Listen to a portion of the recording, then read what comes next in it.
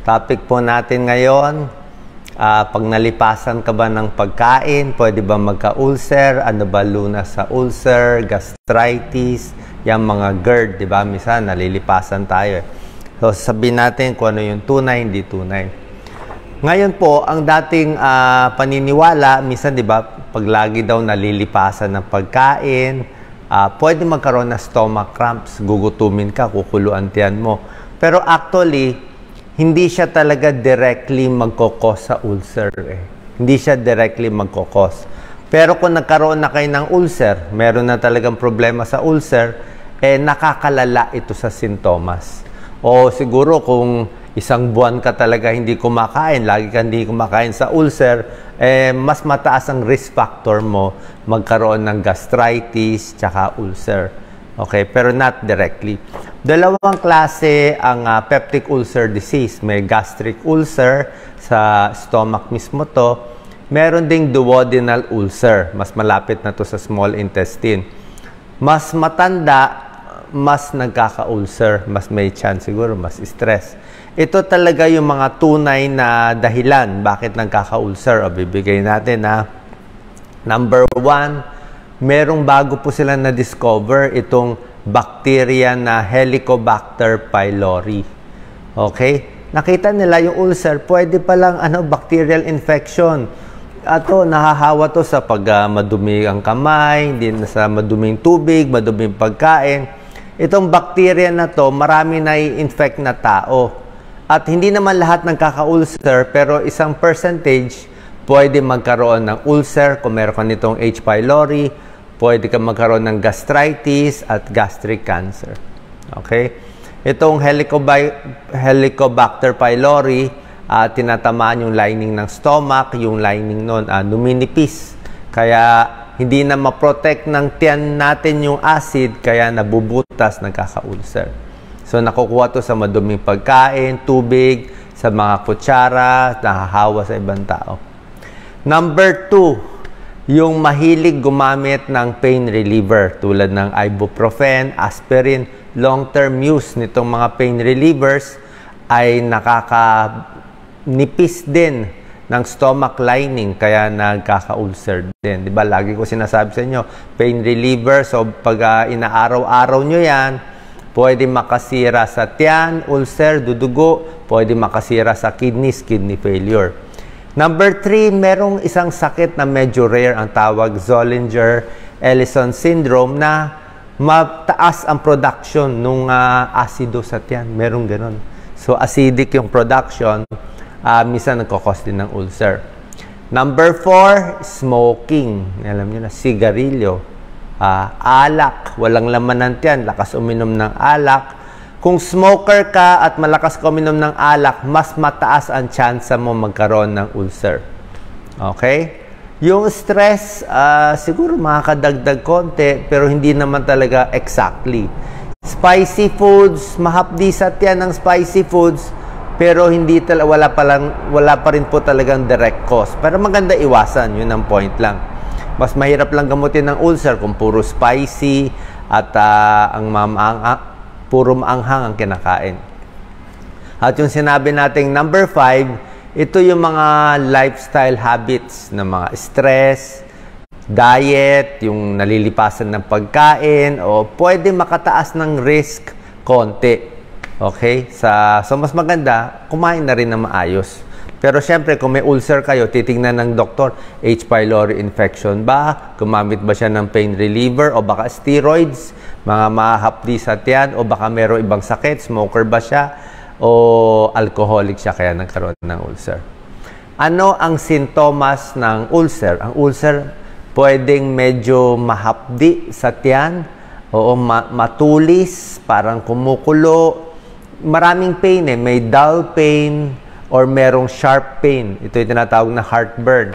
Tapos bukod sa sikmura, sa gitna yan, gitna, a little kaliwa, minsan a little gitna, tapos umaakyat dito hanggang esophagus. Maasim. Okay? Pwedeng ganon. Ganon sintomas ng ulcer. Pag gitna ng tiyan, papunta sa kanan, check natin, baka gallbladder stone. Ibang usapan yon. Marami nagsusuka. Vomiting. Tapos, pag kumain ka ng, let's say, mainit, let's say, masakit yan mo, tapos kumain ka ng lugaw na dahan-dahan, tapos nawala yung sakit, nag-improve, pwede dahil sa ulcer yun. Ibig sabihin, baka nga may ulcer siya, kaya nung kumain, natapalan. Ako, sabi ko nga, pwede ang saging. Pag kumain ka ng saging, natapalan, uminom ka maraming tubig, nabawasan yung acid, or uminom ka ng antacid. Yung mga antacid, maraming antacid dyan. Tapos nawala yung sakit, ay posibleng ulcer. Sabihin, gumaling nung ginamot mo. Ang masamang komplikasyon ng ulcer ay dugo. Dudugo ang sa pagdumi. Ang kulay ng dumi magiging itim. Pagdugo sa dumi ay kulay itim. O pag sumuka, may nakita akong pasyente ngayon sa mga charity patients ko noon. Pag sumuka sa emergency room, puro dugo. So, malamang ulcer yung gano'n. Kita mo, yung buong emergency room, yung floor, talagang kakatakot. Burping, acidic, laging busog, pwede rin. Namamayat, kasi nga hindi na makakain, masakitan tiyan. O nagiging anemic, nahihilo na. Paano malalaman kung may ulcer ang tao? Actually, nagawa na ako nitong test. Itong gastroscopy, endoscopy, papatulugin ka. Actually, hindi tulog papaantokin ka, tapos hindi mo na lang mamamalayan, naglagay ng tube, siguro ganito kalaki yung tube dito. Sa bibig, masakit, hindi mo na mamamalayan, siguro masakit konti dito. Makikita niya yung buong esophagus, stomach mo, kung may bukol, may ulcer, may gas-gas doon, makikita. Tapos paglagay ng tube, minsan nakakuha sila ng konting stomach lining. Mache-check kung may H. pylori. Actually, marami may H. pylori. Nung na-test ako, I think 20 years ago, nag-positive ako sa H. pylori. Siguro very common na maraming tao may H. pylori. So, kung meron kang H. pylori, binibigyan ng antibiotics. So, binigyan ako ng antibiotics ng 2 weeks para mapatay lang yung H. pylori. Kasi noon pero ang problema ko nung gastritis. Gastritis and GERD. Ano ang gamutan sa ulcer? Okay? May mga ulcer na mild lang na gumagaling naman mag-isa. Pero may mga ulcer na malala. Pag yung butas o yung kayod, pwedeng malalim, tumama sa blood vessel, dudugo. Diba? Yun ang ayaw natin. Yung iba naman namamaga. Pag sobrang maga, nahirapan na kumain. Tapos pag may H. pylori nga, gagamutin niya, bibigyan ng antibiotics. Meron ding mga anti-ulcer medicine na binibigay, di ba? Ang mga sikat ngayon, yung mga proton pump inhibitor, esomeprazole, Nexium, omeprazole, mga Losec, yan mga common. Pero sa akin itong gamot, mga short time, 2 weeks, basically yung pagkain ng tama, yung pa rin gagawin natin, saka yung mga pagkain nakaka-relax ng tiyan. Ano ang 10 prevention tips para hindi magka-ulcer? Okay? Number 1, sinabi ko na sa inyo, ingat sa pain relievers. Huwag tuloy-tuloy, huwag sunod-sunod. Low dose lang ng pain relievers. Tigil na kung hindi na masakit ang katawan. Tapos yung pain reliever, mas maganda may pagkain. Kumain muna bago uminom ng pain reliever para medyo hindi na magasgas yung tiyan. Kasi kung pain reliever, walang laman ng tiyan, di ba? Baka magasgas. Number 2, yung mga steroids. Yung mga steroids, minsan nakakahapdi din ng tiyan, kaya nga after meals din yon. Number 3, ingat sa pag-inom ng alak. Pag uminom ka ng gamot, sasabayan mo ng alak, hindi maganda. Mahapdi sa tiyan. Number 4, choose healthy foods. Less acidic, less fatty, less spicy. Di ba? Number 5, tulad na sinabi ko, yung mga spicy foods, fatty foods, acidic foods, minsan yung mga purong-purong kalamansi, lemon, di ba? Kailangan medyo malabnaw. Kung lemon water, may lemon pero maraming tubig para hindi ganun ka-acidic. Sabi ko nga, inom ng maraming tubig. Every 15-30 minutes ang inom ko ng tubig, lalo pagising ko sa umaga, kasi may gastritis or GERD, di ba? Malapot dito. Acidic po yun. Pag hindi mo inalagaan, higher chance magka-ulcer, delikado. Di ba? So, inom ng tubig, saging, okay din. Diba? Saging tumatapal sa mga gastritis at ulcer. Number 6, tip para makaiwas sa ulcer, huwag maninigarilyo. Limitahan ang alak. Kung may alak, dapat kumain muna bago minom ng alak. Pero mas maganda, iwas na rin sa alak kung may ulcer na. Number 7, manage ang stress. Mas stressful, mas makulo ang tiyan, mas lumalala yung sintomas. Number 8, pwede ang probiotics. Meron mga supplement na probiotics na bibili nyo sa mga health stores.